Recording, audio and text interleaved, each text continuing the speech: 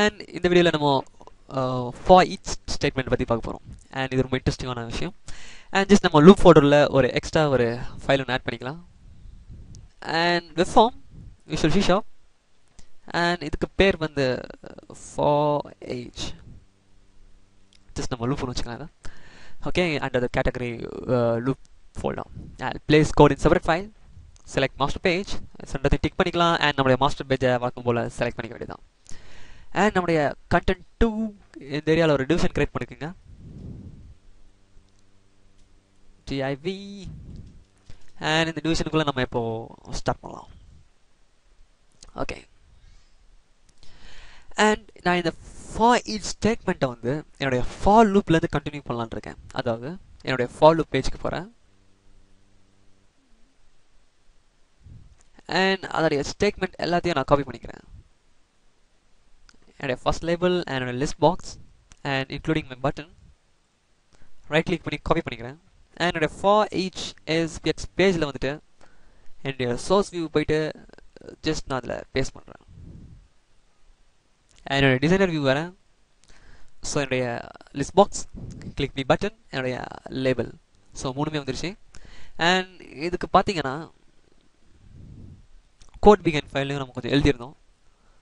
So இந்த பட்டன்லேருந்து just நம்ம இதையும் காப்பி பண்ணிக்கலாம். ரைட் கிளிக் காப்பி, என்னுடைய ஃபார் ஈச். அண்ட் இதில் வந்து நான் என்னுடைய கோட் பிகன் ஃபைலை எடுத்துக்கிறேன். என்னுடைய ஃபார் ஈச் லூப்போடைய அந்த சின்ன லிப்ஸை கிளிக் பண்ணுறேன். அண்ட் எனக்கு இந்த கோட் பிகன் ஃபைல் விசிபிள் ஆகுது. அது நான் டபுள் கிளிக் பண்ணிக்கிறேன்.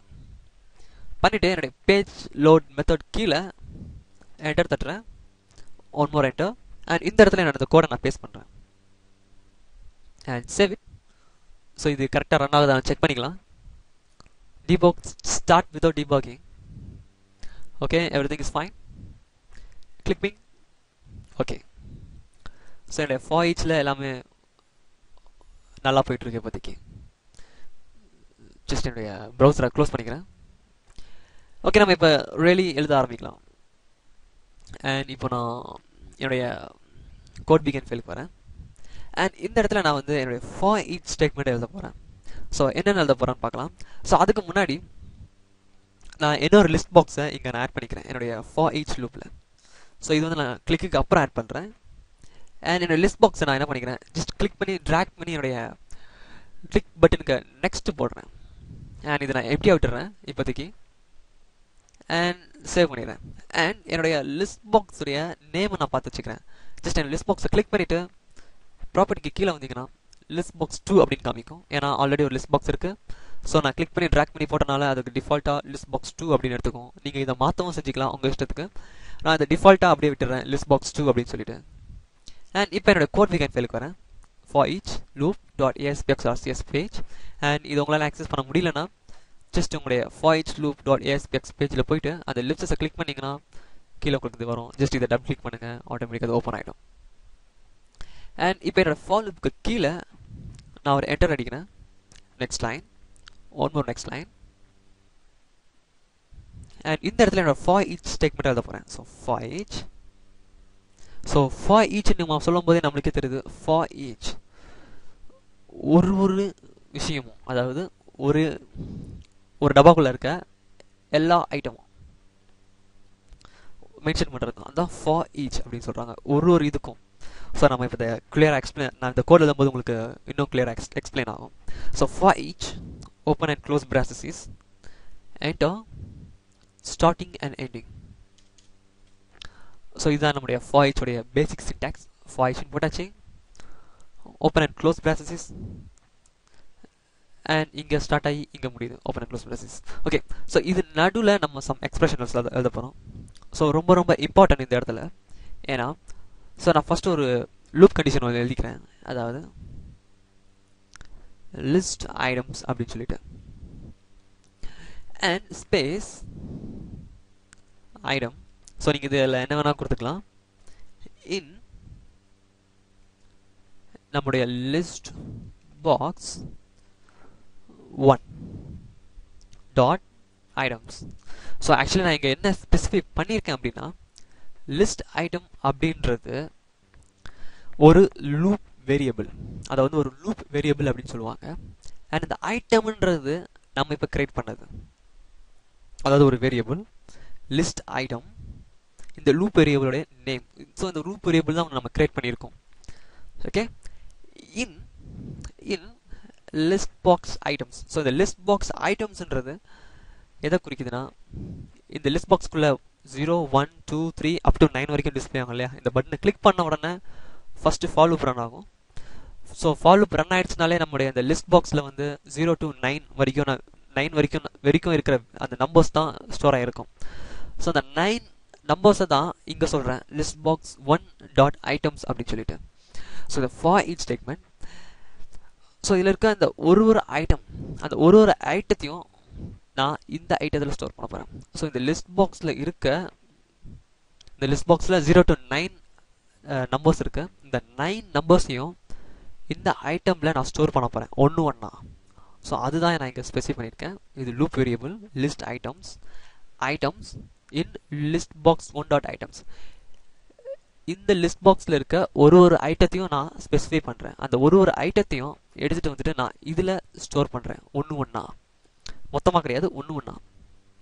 ஸோ எவ்ரி டைம் இது லூப் ஆகும்போது, ஃபஸ்ட் வாட்டி லூப் ஆகும்போது ஒரு ஐட்டத்தை ஸ்டோர் பண்ணோம் 0வை, இன்னொரு வாட்டி இது லூப் ஆகும்போது 1 ஸ்டோர் பண்ணோம், இன்னொரு வாட்டி லூப் ஆகும்போது 2 ஸ்டோர் பண்ணோம். ஸோ இந்த மாதிரி லூப் ஆகிட்டே இருக்கும் இந்த லிஸ்ட் பாக்ஸில் ஐட்டம்ஸ் முடிகிற வரைக்கும்.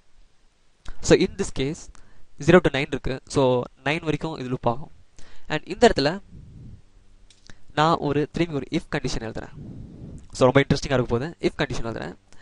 அண்ட் இந்த இஃப் கண்டிஷனுக்கு நான் ஒரு சிம்பிளான ஒரு எக்ஸ்பிளனேஷன் கொடுக்குறேன்.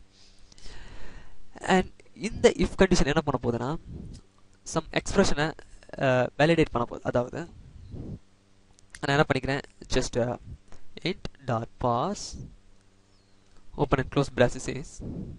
அண்ட் இதுக்குள்ள நான் என்ன பண்ணிக்கிறேன், ஐட்டம் டாட் வேல்யூன்னு கொடுக்குறேன். ஸோ அந்த ஐட்டம் டாட் வேல்யூ அப்படின்றது வந்து அந்த drop down, I mean not drop down, இந்த லிஸ்ட் பாக்ஸ்க்கு உள்ளே இருக்க ஐட்டமோட value. So in this case நான் இதில் சோர்ஸ் சேர்க்க போகிறேன். வேல்யூன்றது ஏ, சாரி ஐட்டம் டெக்ஸ்ட் வந்து ஏ, பட் வேல்யூ வந்து 1.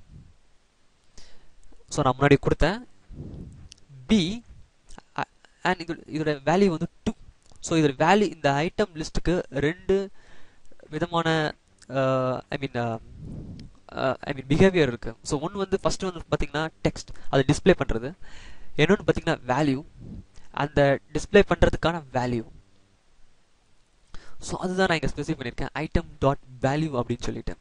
ஸோ இன் திஸ் கேஸ் நம்ம வந்து இந்த ஃபார் லூப்பை ரன் பண்ணிவிடுவோம். ஸோ ஃபார் லூப்பை ரன் பண்ண உடனே ஆட்டோமேட்டிக்காக அது 0 to 9 வரைக்கும் நான் ஐட்டம்ஸை நம்மளுடைய ட்ராப் டவுன் லிஸ்ட்டில் ஸ்டோர் பண்ணி வச்சிடும்.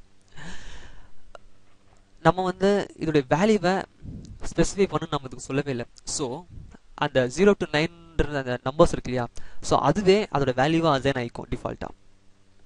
ஸோ நம்ம கேஸில் வந்து இந்த ஃபார் ஈச்சை கிளிக் பண்ணும்போது 0 to 9 வந்து அந்த லிஸ்ட் பாக்ஸில் ஆட் ஆகும்.